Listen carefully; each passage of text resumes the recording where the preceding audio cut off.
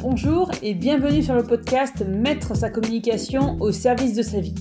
Je m'appelle Julie Fédida et je suis révélatrice du potentiel digital des entrepreneurs passionnés. Je les accompagne à créer leur communication via les réseaux sociaux pour développer leur activité et mettre leur communication au service de leur vie. Le but de ce podcast est de vous amener des pistes de réflexion pour trouver votre façon de communiquer selon vos critères. L'objectif, que ce soit fluide, amusant et efficace et que cela vous permette de trouver votre voie, votre organisation afin de mettre votre communication au service de votre entreprise et donc de votre vie.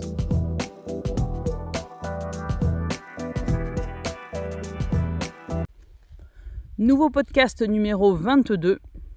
Comment fait-on pour passer à l'action ? Je fais ce podcast après avoir enregistré une vidéo dans mon endroit refuge. J'y suis toujours d'ailleurs, vous devez entendre le vent derrière moi et aussi peut-être les feuilles qui ne sont pas encore tombées au moment où j'enregistre ce podcast.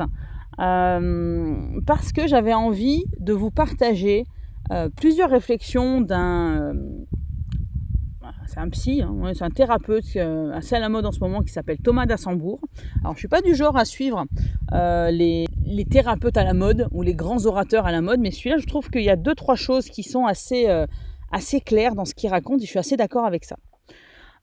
Lorsque l'on crée son activité, dans ses relations, dans sa vie en général, on a souvent tendance à, par peur du regard de l'autre, par peur de déranger, par peur qu'on nous dise non, à rentrer dans les cases. Dans le cadre de l'activité, en général, on l'a créée parce qu'on avait une passion pour son activité. J'en parle régulièrement dans ces podcasts et dans mes contenus en général. Mais force est de constater que le quotidien, les injonctions de notre éducation, de la société, etc., la peur justement de ne pas être accepté, la peur du regard des autres, la peur du non, fait que malgré cette passion qui nous anime, on a tendance à l'éteindre, cette passion, et à rentrer dans les cases.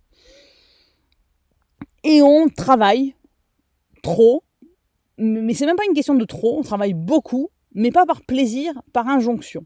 Et là, j'ai envie de vous donner 3 exemples qui vous montrent que vous avez déjà le choix de faire soit l'un, soit l'autre, et qu'une même action, selon l'intention que vous y mettez, n'a pas les mêmes effets ni sur vous, ni sur votre activité, que vous avez la possibilité de simplifier votre business et d'en faire quelque chose d'aligné avec vous.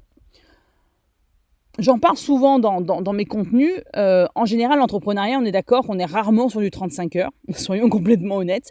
Et le but, c'est pas forcément d'être dans les 35 heures ou pas, mais c'est d'avoir un rythme qui nous corresponde. Et ce rythme, ça peut être 15 heures par jour. Mais la question, c'est dans quelle intention vous faites ces 15 heures par jour. Est-ce que vous faites ces 15 heures par jour par passion ? Vous ne comptez pas vos heures tellement le temps passe trop vite quelque part parce que vous êtes dans la passion de votre activité, dans l'exercice, quelque chose qui vous passionne et c'est notre côté vraiment positif. Vous êtes dans votre passion créatrice, vous communiquez à vos clients, etc. Et là, c'est top. Ou est-ce que vous passez les mêmes 15 heures par jour parce qu'il faut travailler plus de 10 heures pour que ça fonctionne, parce qu'il faut que je bosse, il faut que je sois ouvert tant d'heures, il faut que je fasse telle et telle action dans la journée, je ne peux pas faire autrement, il faut que je bosse pour que ma boîte fonctionne. C'est vraiment limite le nombre d'heures doit être proportionnel au résultat. Ou alors les résultats ont besoin de beaucoup d'heures de travail pour être là. Vous voyez, on est exactement dans la même action, néanmoins on n'est pas dans le même état d'esprit. Un côté, on est très positif, enjoué, c'est génial. D'un autre côté, on y va par injonction, on y va par effort. Et bien, c'est la même chose lorsque vous buvez l'apéro avec des copains. Vous pouvez même boire 1 litre d'alcool si vous voulez. Vous pouvez boire 1 litre d'alcool dans un côté festif parce que vous avez quelque chose à célébrer ou juste parce que vous avez envie de passer du bon temps avec les copains, bien qu'on n'ait pas forcément besoin d'alcool. Mais bon, vous pouvez boire le litre, on va dire, d'un côté festif ou alors vous pouvez au contraire, boire ce même litre d'alcool, le même alcool, justement pour oublier votre situation, pour ne pas avoir à affronter la réalité en face, ou parce que la réalité est trop compliquée, donc vous avez quelque chose de négatif, de destructeur à boire ce litre d'alcool. C'est exactement le même litre, mais encore une fois, l'intention n'est pas le même. 3e exemple, et c'est celui-là qui à mon avis est le plus parlant, si vous visualisez un œuf, un œuf, on est d'accord que le propre de l'œuf, c'est à un moment donné d'éclore. de changer d'aspect, de se transformer en poussin, en autruche, en cygne, en paon, en colibri, en mésange, ce que vous voulez. Ceux qui sont plus dans la cuisine diront qu'on va transformer l'œuf en omelette, en gâteau, en cake salé, en appareil à chapelure, peu importe. Mais le but de l'œuf, c'est de se transformer, qu'à un moment donné, la coquille se casse pour devenir autre chose. Et que si jamais on laisse l'œuf comme ça, tel quel, dans sa coquille, il pourrit. Que vous laissiez pendant je ne sais pas combien de temps un œuf dans sa coquille, dans le frigo ou à l'extérieur, il va pourrir. Même pour ceux qui ont une poule chez eux, des poules chez eux, si jamais ils laissent les œufs des poules là où ils sont, l'œuf va pourrir. Et la question que j'ai envie de vous poser, c'est jusqu'à quel moment on va se laisser pourrir comme l'œuf par peur du changement, par peur de pas sauter le pas, par peur de ne pas plaire aux autres, par peur de ne pas suivre les injonctions de notre éducation, par peur de déranger, etc., etc. À quel moment on va se dire « Et merde, soyons complètement clairs, j'en ai marre de rester pourrir sur place et de rester dans ma zone connue. » Moi, j'aime pas le côté zone de confort parce que pour moi, une zone de confort n'est pas confortable, pas forcément. On la connaît, on en connaît tous les recoins et c'est pour ça qu'on reste dedans parce que oui, on n'est pas confortable, mais au moins on la connaît alors que l'extérieur, on ne le connaît pas. Donc jusqu'à quel point cette zone connue, parce que j'aime pas l'expression zone de confort, va être la solution que l'on choisit, quitte à pourrir sur place, et à quel moment on se dit eh merde pour cette zone connue, je vais voir ce qui se passe ailleurs, je vais enfin être, je ne vais même pas devenir moi-même, mais être moi-même, exprimer ce que j'ai envie de faire, exprimer qui j'ai envie d'aider, comment j'ai envie de les aider, quelles que soient les injonctions, quelles que soient les réactions des autres, je m'en fous, moi j'ai envie de faire ça dans la vie, et ben je vais le faire. À quel moment on arrête de se mentir, à quel moment on arrête de pourrir sur place et à quel moment on accepte de casser notre coquille d'œuf pour devenir un gâteau, un cake salé, un paon, un cygne, un canard, un colibri, une mésange, un corbeau, un pélican, peu importe. À quel moment on décide d'être nous-mêmes par ras-le-bol de pourrir sur place ou en tout cas par rejet parce qu'on a arrêté d'accepter de pourrir sur place. Et c'est vraiment ça, quand je dis dans le titre de ce podcast, comment fait-on pour passer à l'action ? Eh bien, le fait de se poser la question, comment j'ai envie de me sentir dans mon activité, et le fait d'en avoir ras-le-bol, de se dire qu'on a le droit d'être qui on est, de faire ce que l'on a envie de faire. Et donc, à la question, comment fait-on pour passer à l'action ? Une fois que l'on a décidé d'arrêter de pourrir dans son œuf, eh bien, on commence par un premier pas. On a souvent tendance à avoir certes une vision, mais ne pas considérer que l'on a réussi tant qu'on n'a pas réalisé cette vision à long terme. Alors que pour réaliser cette vision à long terme, et pour que ça soit plus facile pour nous en termes de satisfaction, en termes de réalisation de soi, de mettre en place cette vision, c'est de faire petit pas par petit pas. Une fois qu'on a décidé de sortir de cette coquille d'œuf et d'arrêter de pourrir sur place, par quoi je commence ? Par quoi j'ai envie de commencer ? Comment j'ai envie de me sentir dans mon activité au quotidien ?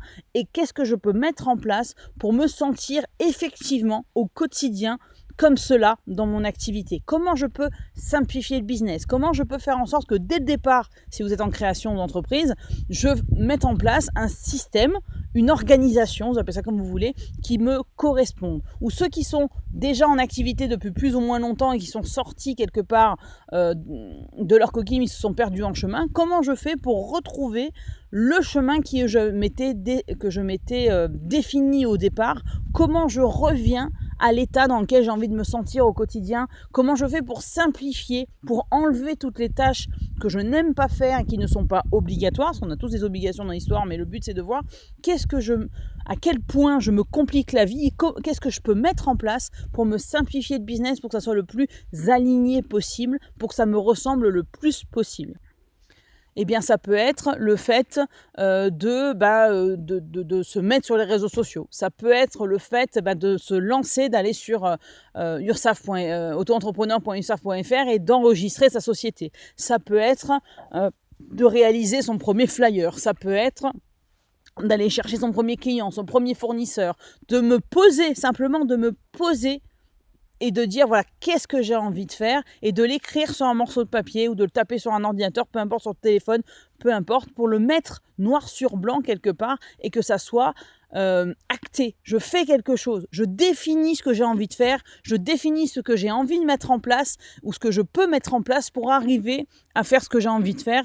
Je mets en place une organisation, un système, vous appelez ça comme vous voulez, qui me correspond. Je définis quels sont les produits qui me correspondent, quels sont les services que j'ai envie d'apporter, quelles sont les solutions quelles sont les solutions que j'apporte à mes clients, qui sont mes clients, avec qui j'ai envie de bosser, soyons complètement clairs, comment j'ai envie de les aider, sous quelle forme, comment je peux faire en sorte que ce service-là, ce produit-là, rentre dans mon organisation, comment je fais pour organiser, pour avoir une activité à mon image. C'est vous qui voyez quel est le premier pas que vous avez envie ou que vous pensez avoir à faire en premier pour mettre les pieds à l'étrier et sortir de la coquille. Et là encore, ça dépend de vous. Et ça dépend de où vous êtes dans votre activité. Évidemment que vous n'allez pas vous enregistrer au registre des commerces et des sociétés si vous êtes déjà en activité, évidemment. Mais ça dépend surtout de vous. Quelle est la première action que vous sentez avoir besoin de faire, et vous, selon votre personnalité, selon votre situation, pour sortir de la coquille? Quelle est votre première action? Moi, ma première action, c'est de faire des posts, des lives, des podcasts à n'importe quel moment de la journée. Je me suis engagée, parce que je veux le faire, à en faire au moins un live par semaine. Là, cette semaine, j'en serai à 2, voire 3. C'est mon choix, j'ai envie de le faire et je ne me demande pas, je vais saouler les gens, je ne vais pas saouler les gens, c'est trop, c'est pas assez, j'ai envie de le faire, je le fais. Je simplifie moi-même ma communication, je simplifie moi-même mon business. J'ai décidé de travailler, en tout cas les formations aujourd'hui représentent 3 jours par semaine et c'est tout dans mon organisation parce que je laisse un jour pour mes clients de coaching et je laisse un jour pour moi et ma fille. Parce que je dois encore amener ma grande la petite aussi d'ailleurs, dans des rendez-vous médicaux. Donc c'est moi qui ai choisi de simplifier mon business et de ne pas me mettre, écoutez, tant pis pour les rendez-vous médicaux de mes enfants, je vais les faire en dehors de mes jours de formation, le jour où j'ai pas de formation, mais en tout cas les formations elles sont ouvertes sur 5 jours. Et je me suis épuisée comme ça. La question c'est non, je ne m'épuise plus, je fais quelque chose qui me corresponde plus et donc je me mets des limites. Et je mets des limites à mes clients. Je me dis, voilà, moi je suis disponible tel jour, et c'est tout. Si jamais vous n'êtes pas disponible à ce moment-là, j'ai envie de vous dire, tant pis, on voit comment on peut faire. Okay, il peut y avoir des exceptions, mais en tout cas, moi je limite à 3 jours par semaine les formations, et les 2 autres jours sont pour mes filles, pour mes clients de coaching et pour moi. Parce que c'est comme ça que j'ai envie de m'organiser. Il y en a qui vont vouloir travailler 2 heures par semaine, mais tous les jours. Pas 2 heures par jour, mais tous les jours. Il y en a qui vont vouloir bosser 2 heures par semaine. Si j'y arrive, c'est bien. Mais c'est possible. Tout est possible selon votre personnalité et c'est en suivant vos envies, votre rythme, que vous pourrez déjà tenir sur la distance, mais que vous aurez une activité à votre image qui vous donnera des résultats. Alors, vous commencez quand ? Voilà, c'est tout pour aujourd'hui. On se retrouve bientôt pour un prochain épisode du podcast Mettre sa communication au service de sa vie. D'ici là, vous pouvez me suivre sur les réseaux sociaux, que ce soit Facebook, Instagram ou LinkedIn. Et surtout, prenez soin de vous. À bientôt.